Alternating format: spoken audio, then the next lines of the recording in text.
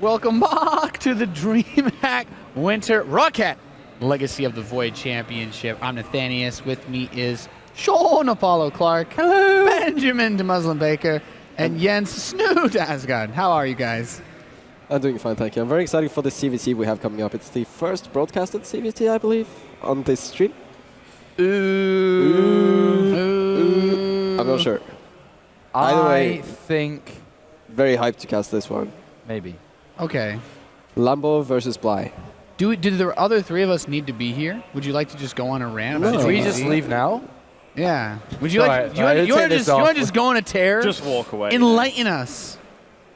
Talk to us about what is ZvZ in Legacy of the Void? ZvZ has changed a little bit. There were some differing opinions on this, if it's more random or less random, but there definitely are some new build orders. The build orders and how they worked has changed a lot from Heart of the Swarm to Legacy. For example, playing one base in Heart of the Swarm was usually seen as very cheesy. You had the 9 pull, you had the 10 pull baneling all-ins, lots of coin flips going on. But in Legacy of the Void, it feels like opening up a one base almost seems like a very safe choice, and you can transition very easily out of it compared to how it was in Heart of the Swarm. And there's also lots of changes to the ways that the Roach Wars work, because you can't just master Roaches anymore because they're Ravagers. So Thank God. It's now finally roaches. it's changed.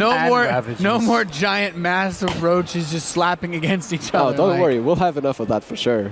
There's just going to be a couple of Ravagers in the mix, maybe some Lurkers. This is and the more. one time I'm not sad to see Ravagers. So, I've played quite a bit of Zerg vs. Zerg, and one thing I've struggled with a lot is understanding what I should open with and build order. I That's like agree. the hardest It's part. very Okay. challenging Because right now. there's so many aggressive builds, and I don't know the best way to deal with it.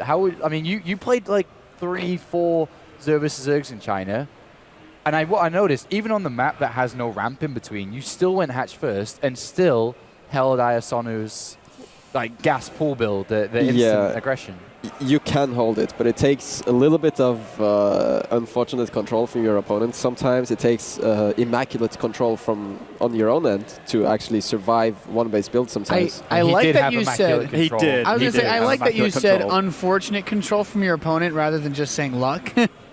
Yeah, lucky is a bit of an overused word, I suppose. But I just really like that he also said you have to have immaculate control, like Conqueror As Snoot I over here. said, Yeah. the game you won, Well, he's like, you have to that's have one immaculate game. Snoot, My Snoot control the is on Conqueror. point. I don't think anybody's surprised. Usually that. my control is not that great.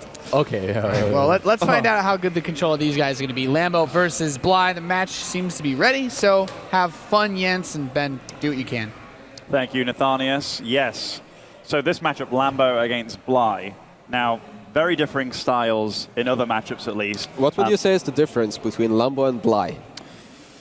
Well, when I play them in TVZ, Lambo definitely opts more for the macro later stages of the game. Definitely relies on mechanics and just overall just decent play. Like he won't really, if there's a textbook and it's like, okay, this is how you play ZvZ or ZvT, he'll read it, he'll abide by it, he'll do it exceedingly well. Yeah. Bly, if you give Bly that book, throws it out of the window, looks for the cheapest way he can possibly kill you, and he'll probably do it.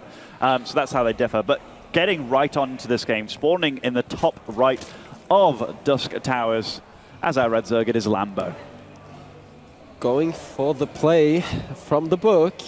Seems like it's going to be some sort of pool expand or a hatchery first. 64% win rate against Zerg. One of the stronger players in ZvZ in Heart of the Swarm as well. But here in the bottom, going for this one base opening that we talked about, it's Acer Bly. One of the players that plays a very unique and different style in ZvZ, likes to go for the Mutas more often than not, and sometimes even Nidus Worms as well. So this is going to be Lambo, the standard textbook type of player, relying on great mechanics, going up against the crazy aggressive play from Bly. Now, you asked me how I see these players differently. And in TVZ, I think it's fairly obvious. But in ZvZ, have you played them a lot?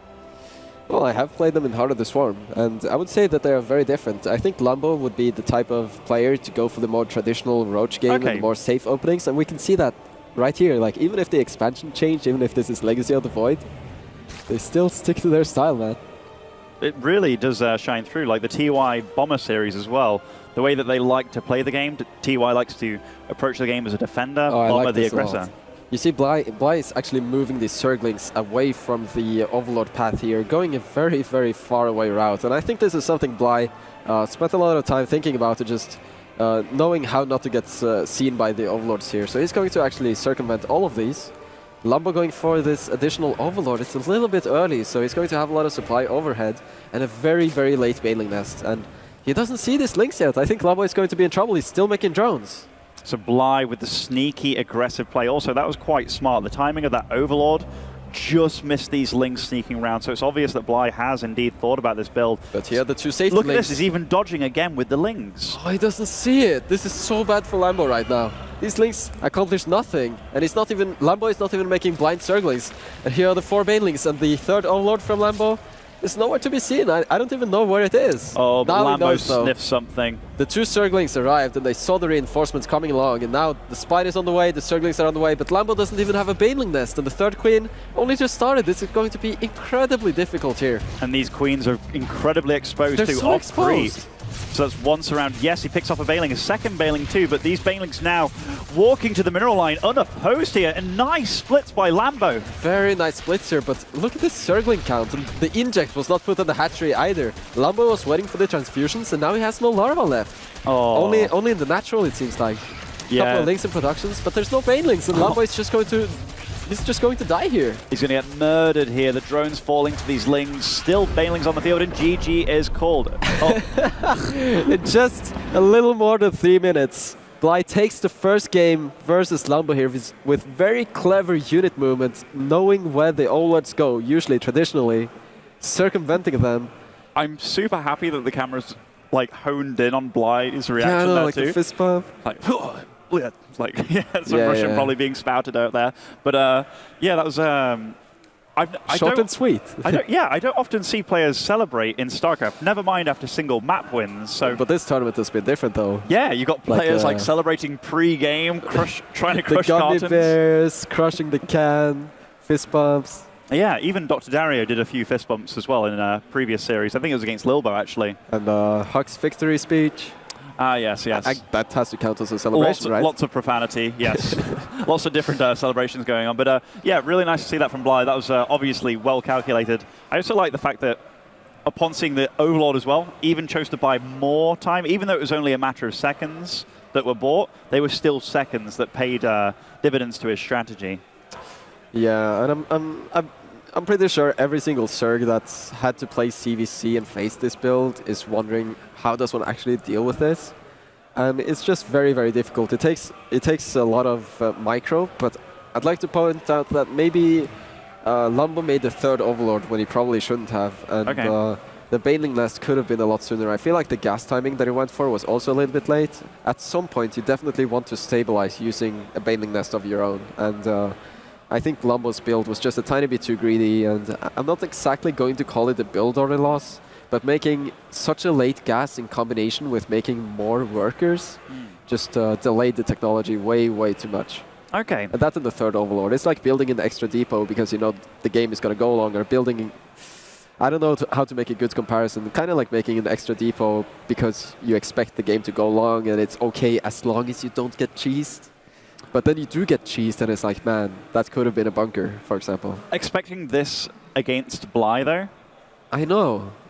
It's a bit weird. Like, we both talked about these players' styles, and it's obvious that they pay attention to, or their styles shine through in each matchup. For this, and it still keeps working. It's amazing. So, going on into the second game of the series, Ace Bly currently 1-0 up, but spawning in the bottom right as our red Zerg, it is Lambo. Representing Invasion Esports here, partnered with Spenu.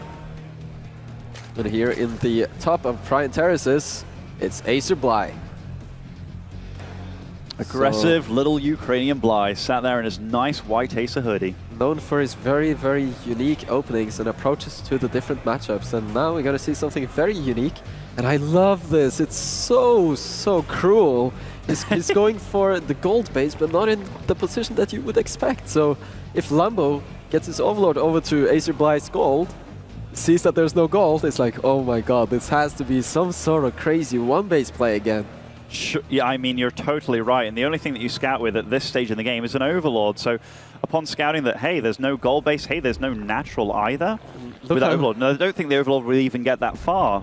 Yeah, this gold base on the left-hand side is not going to get scouted. Lambo is actually going for a safe pool expansion to the gold. This is so awkward. At first, I was about to say, wow, Lambo is playing this so safely, so conservatively, going for the spawning pool and the extractor before expanding, but then he takes the gold. It's like, I can't help but feel that it's a little bit of a middle-of-the-road approach, but look at that gas timing also. Lambo started speed right away. This is definitely... It's not something he just came up with, and it's not a middle-of-the-road approach to him, I would assume. Like, this is a very calculated opening from him. Yeah, usually middle-of-the-road builds kind of fall short against extreme builds, be it extreme aggression or extreme macro. So the fact that he's opting for this against a player that usually vows to play very, very aggressive, it's kind of weird. And look at this. Bly is also making these 4 safety Zerglings. I'm not sure why exactly, but they're not going to have speed, at least not before Lambo Zerglings. So both these players, despite taking these greedy gold bases, are also making a lot of Zerglings just to stay safe, just to scout. And I think Lambo, honestly, I think he made those Zerglings and the additional 4 Zerglings that he's making now as well, because he doesn't know what we know. He doesn't know that Bly has a gold base on the left-hand side. Yeah. So Bly's build is working wonders here. Already a couple of drones ahead, but now Lambo finds the base, and this is the power of Zerglings. Bly will not be able to mine from here. He might even lose the queen. That's going to be a disaster. Loses a drone, loses the queen. Yes, Lambo. He gets an inject off, but this is a real... And he's going to lose another drone by the looks of it too. In fact, no, it does get away. And Lambo is making even more Zerglings, so he's going to shut down this base super hard. And this time around, Bly's the one who didn't put down the baitling nest. Oh, he doesn't have a baitling nest. Zergling speed as well. He is going to get this drone and get out of there. So even though these Zerglings have all taken damage now, they can morph into banelings. Oh, and he even picks off quite a few low health or segregated Zerglings of his own. If you want to win your games in ZvZ, especially when map layouts like this are involved, you don't really want to be playing without the Baneling Nest. Bly is going for the Roach Warren, aiming for a big Roach attack, but wow, 4 sneaky Banelings as well. Lambo really looking to blow up the entire mineral line here, and he has more than enough Lings and Banelings here on the left-hand side to contest this Ling army in a little bit. I mean, this is really nice positioning by Bly, using the Queen as well to fight here, but those Banelings, they're now running into the mineral line. Here we go. Oh, Bly with the splits. Very nice splits, wow. though. And a little bit of mismanagement there from Lambo. But is it going to matter, though? I mean, that was definitely mishandled. I mean, 4 Banelings. Can't believe how well Bly is hanging on here. I feel like if those 4 Banelings were part of the main army attacking the gold right now, there's no chance that these Zerglings here would have been able to fight that. So Lambo, he had the great build, he had the great transition, but he didn't use the Banelings correctly, I feel. He didn't put the Banelings where they should have been. I mean, even if he did use them correctly in the main base, it would have been a better situation. Like, 2 of them seemed to blow up on the hatchery there. Yeah, like, he could have gone for just one of the places, but instead chose to attack both places at once, and I think that was a mistake. But now he's actually outrun all of these roaches, and the Banelings are actually going into the mineral line, but nice mineral walk here by Bly. Still a big stack though, but 1 Baneling falls. That means, wow, so many red drones though. Can Lambo actually pick some of these off? Oh my lord, is Bly managed to keep most of them alive. Really great drone transfers here. So keeping all those drones alive, and that is a good 8 red drones there. If all of those died, Bly would have certainly been out of the game. This is a crazy game so far. Bly not really having any drones on this gold, and I'm not sure if Lambo does. Like, it's so difficult to know right now who's actually mining more in this game. So the single Ravager. Just 3 drones here on the gold, and Lambo seems to have a small mineral lead, but Acer Bly, he went for the Roach Warren, so he has a little bit of a technology advantage, but will Lambo overpower the Roaches with Zerglings and Banelings alone? It's so incredibly close. At this point in time, Bly adding on the Ravager rather than adding on more Roaches. Why do you see that? Just because he had a gas surplus? Oh, and Lambo is actually, he's getting attacked at the front, but also counter-attacking in the main of Acer Bly. Losing so many links here at the front though to the Roaches and Ravagers. This counter-attack is picking off a big chunk of Acer Bly's economy, but will Lambo be able to defend? He has twice the worker count right now. Oh, I think... Oh, this is getting really tight. Surround, a nice round. The Banelings, are they going to get good connects to? Pretty... Oh, they're still wobbling around. It doesn't matter. Lambo has too much, and the counterattack succeeded. Bly down to 0 workers, has to tap out. Nice comeback there from Lambo. Yeah, it was nice. Like, the build order of Bly, he tried to get up that gold base, but it got scouted out by Lambo's Lings, and almost forcing Lambo to be curious about his one-base build just made Lambo build even more Lings, which ended up scouting the base that he wanted to hide for so long. So almost by tricking Lambo, he also kind of tricked himself. he tricked Lambo into making the right call. Yeah, he showed Lambo that there was nothing, and Lambo was forced into making a lot of Zerglings. But then Bly didn't have the Zerglings or the Banelings to defend against those Zerglings, and I feel like Lambo definitely could have won this game a lot sooner if he didn't try to attack both bases simultaneously. He could have easily just taken all the Banelings, but then again, I think Lambo maybe did not expect Bly not to have a Baneling nest. It's very unusual not to play with a Baneling nest. And one thing that I have to commend Lambo on, or rather Bly on, the fact that he's mixing up his builds a lot. Yeah. Like going into this series, when you have a series as long as a best of 5, Bly has already shown that, hey, I'm unpredictable. And Lambo, so far, he's not done anything out of the realm of ordinary, you know, whereas Bly, every game so far, it's been a one-base all-in, circumvented the Overlords on the way to his base very, very cleverly. Even this map, there was definitely some serious thought behind what he was doing. So I'm looking forward to see what he does in the rest of this series. And the next map now is going to be Orbital Shipyard. It's chosen by Lambo. It's probably more of a bit more of a straightforward map, I would say. It's a 2-player map. You don't have that 4-player map randomness, and there's no gold bases. Much like Dusk Towers, it has this in-base expansion. So preferred build of Snoot on this map? I believe Hatch First is actually quite strong on this map, okay, assuming that you don't lose to the one-base all-in that Bly won with in the first game. It's still such a powerful build, I have to say, because you can run straight into the main as well. And there's still, even if the in-base expansion is in-base, there's still a little bit of creep. There's still a little bit of a place where there's no creep, so it's a little tricky. It's a little vulnerable. It's a little bit tricky to defend with queens. It's a very open space right in front of the ramp leading out to the rest of the map, where there's also no creep. So on a lot of traditional maps where you could place 2 queens on the very top of the ramp, you can't really do that here on this map. It's a little bit like Dusk Towers in that regard. You saw that Lambo, he had the 2 queens on the top, but they were separated. He was trying to they were get not blocking. They didn't make it there on time. Like, that's how early this build hits. Will Bly do it again? It seems like it, but here in the top, maybe he's going to have to defend again. It's Lambo. Good old Lambo took a nice, neat win in game 2. And spawning over in the bottom left, resorting back to old tricks. It is Asa Bly.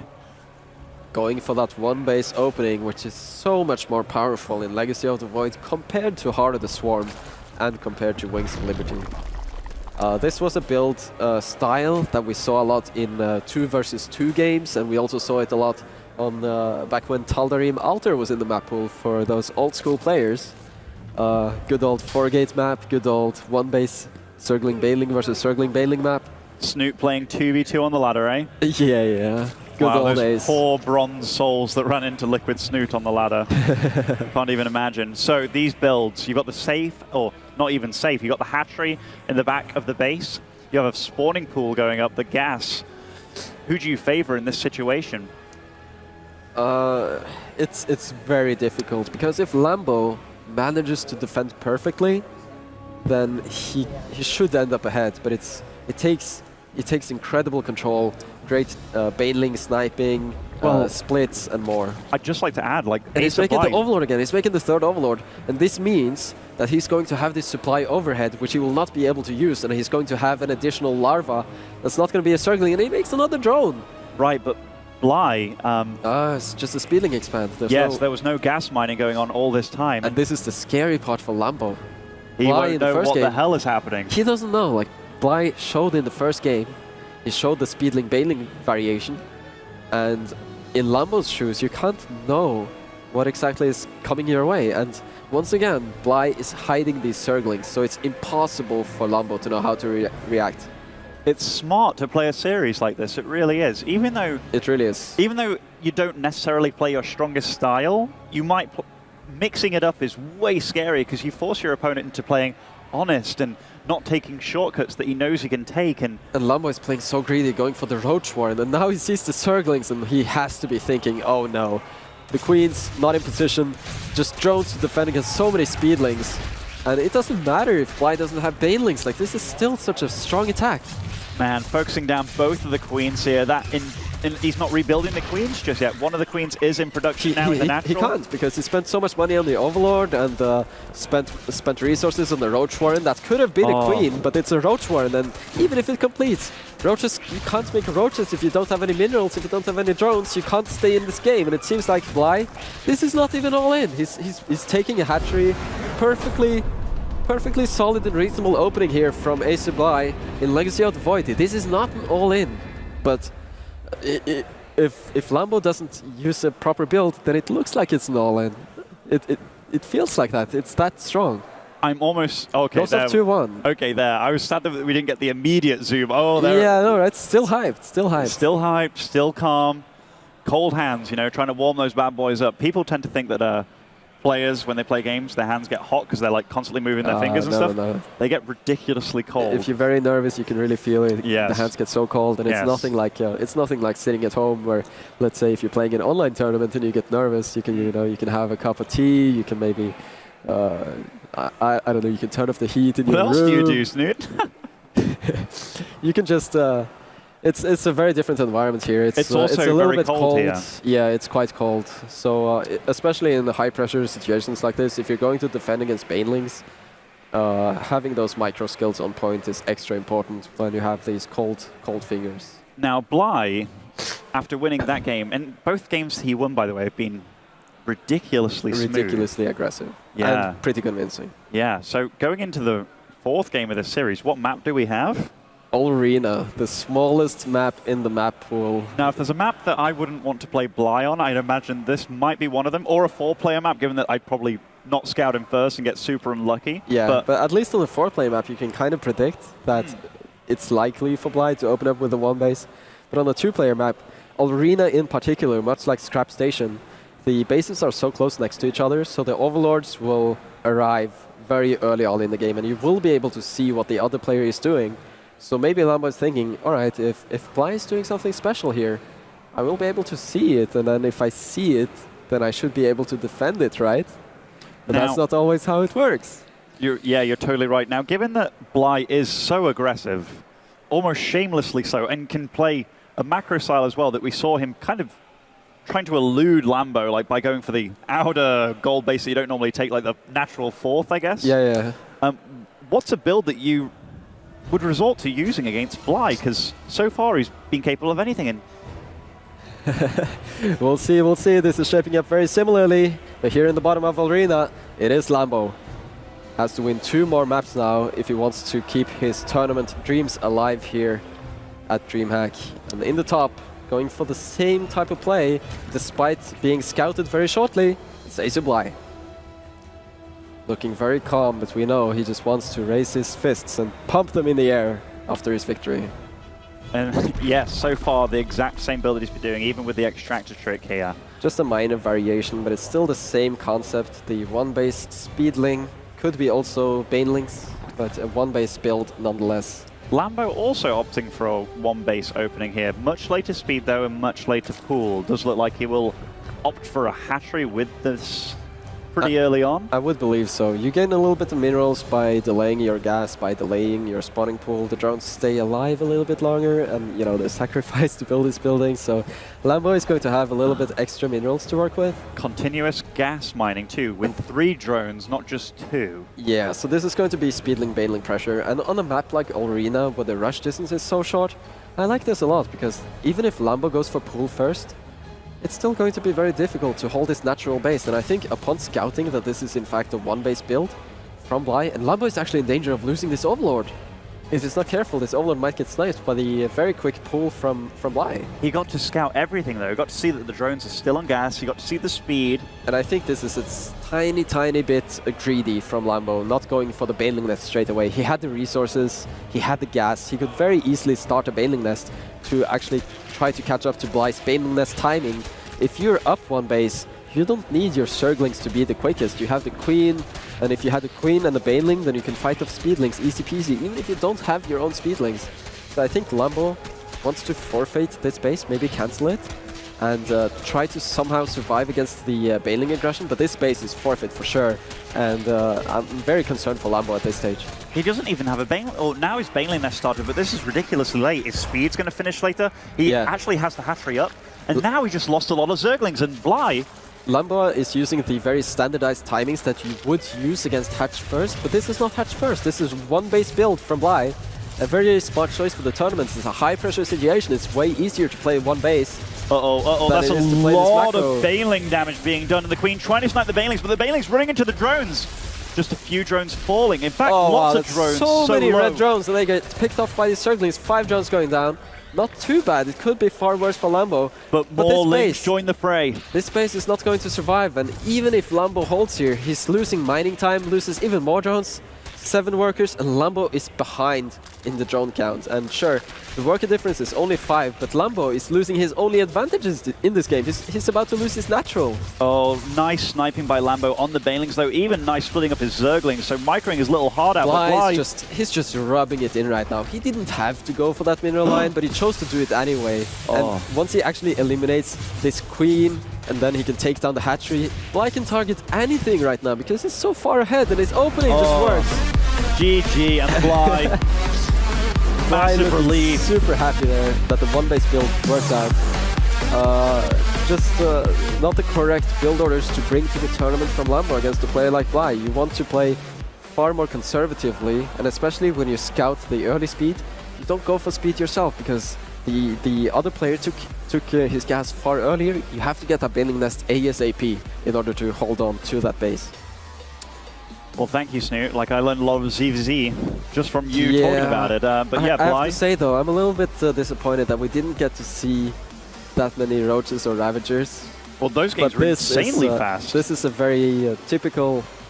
This is a very typical lesson for all the ZvZ players out there. At some point, you have to experience these types of situations. So, I mean, it's a reasonable display of some strong openings and some strong ways to play. And you can definitely, if you use these builds at home, you can definitely eliminate a lot of players that try to take one more base. Well, hello, boys. Welcome back to the panel. Quite a fast ZvZ series. Very fast, actually. 20 minutes and yes. It was 4 games, I just went for a short walk. I was like, oh man, the DreamHack venue is so awesome. Come back, it's like, wait, it's over. It's over. I think that was a really impressive victory for Bly, and I think we saw a lot of emotion from him. I was looking at while the game was going on. The last time Bly got a top 8 or above was DreamHack Bucharest 2012. Right. That's like a massive result. He's had a lot of round of 32s, a spike at 16 here and there, but no high results in a long time. And obviously, it's a great moment for him to have to break that barrier once again. Yeah, Bly, one of the hardest working players out there, plays a lot of online tournaments, but like you said, haven't really had that great offline performance. So you can tell that it means a lot to him. Also, the next round is a player that he's already beaten in Showtime. So him looking at this matchup, this was probably one that he feared a little bit. Lambo's a pretty damn hard Zerg to beat, like one of the better Zergs in Europe right now. And the fact that he did it, and now he's against a player that he already beat in the tournament, already at one of his highest finishes in a tournament, that's looking pretty darn healthy for him. I mean, even though Bly has not had a lot of success, I think to join that is that he's put in hundreds and hundreds of hours in Legacy already. Like from the very early days in the beta, he's thrown so much work into it, and then in the game release, he's worked harder than a lot of other people. So when you get paid off, it's a great feeling. Yeah, he's definitely one of the hardest working guys out there, to say the least. And this bracket shaping up, pretty interesting setup that we have here. Puck will be facing off against TY, Showtime against Bly, and then those guys in there, the following round will play against the first losers of the winners bracket. So only 8 players remain. We'll be down to 6 by the end of the evening. With 4 matches left to go, we'll complete loser lower bracket round 2, and then we'll be jumping up to the winner bracket to do the top games. Any favorite match of the next half of games that we have going on here tonight? I gotta admit, I'm looking forward to Puck and TY. All right. I agree. I would say is my same for myself. I mean, the only Terran for us to watch, right? That's... I want Puck to win. Of course. You're American. Yeah. But I think all the games are good, actually. I don't think there's a bad matchup, really. And Solar parting later as well. It's such a chore to watch Parting and Solar play, guys. Come on. Who wants to watch I'm that? actually super interested to see Showtime Bly, especially after we cast Yeah. Showtime together and looked how good he was, and knowing how Bly's very aggressive and how he's going to approach it. Yeah, yeah. I think it'd be cool to see how he does it. Should be awesome. It's time to hear from the winner of our last series. We've got Smix over with Bly. What's up? That's absolutely correct, Nathanius. Congratulations, Bly. Immediately after that win, the camera went over to you and you just sunk down in your chair. You had relief written all over your face. Was that because you were nervous headed into this match, or did you feel a lot of pressure? Because I felt like ZvZ right now is kind of random, because it's rock, paper, scissors always. So I was dictating the rock always, and he was trying to beat it with scissors. So it didn't work quite well, but I think it's all because like so much pressure on it. It's first DreamHack, first big premier tournament.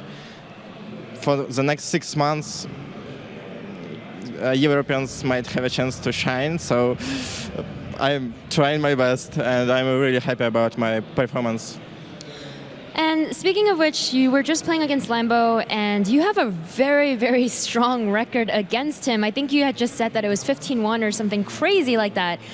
That being said, because of that, I feel like, you know, it should help with the nerves a little bit. It should help with the pressure. Maybe it should make you more confident with that. Yeah, of course it made me more comfortable to play against like his style and other stuff, but overall still it's ZvZ. It's again random, and Lambo is a very good and talented player, and he's in really good shape right now. So I was afraid of him, like really hard. Now, the entire series was super, super fast. I think with all the games in total, it was around 15 minutes or so. It seemed like you were, as you just mentioned earlier, dictating the pace for all those games, and you were super, super aggressive. Was this because you were against Lambo and you knew that you had that sort of mental edge perhaps over him, or is that just how you prefer to play ZvZ? Actually, I just did a coin flip before match, so like all in or not, and it was all in, so I just all in. Wait, so coin flip, do you just choose to do this, or the most? Yeah. Really, you do this? Yeah. With all matchups? Or just ZvZ? If like I have 50% in both, like all in or not, I just do it.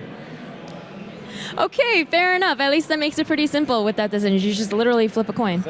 That's more about destiny, so it shows, yeah, then you have to.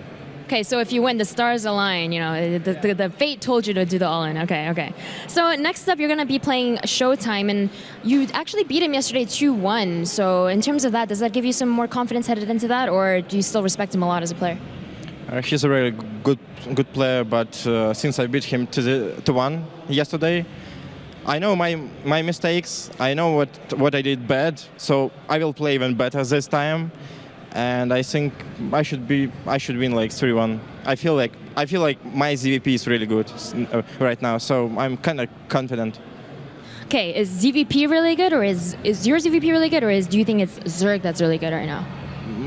Actually, it's not Zerg. It's just my ZVP.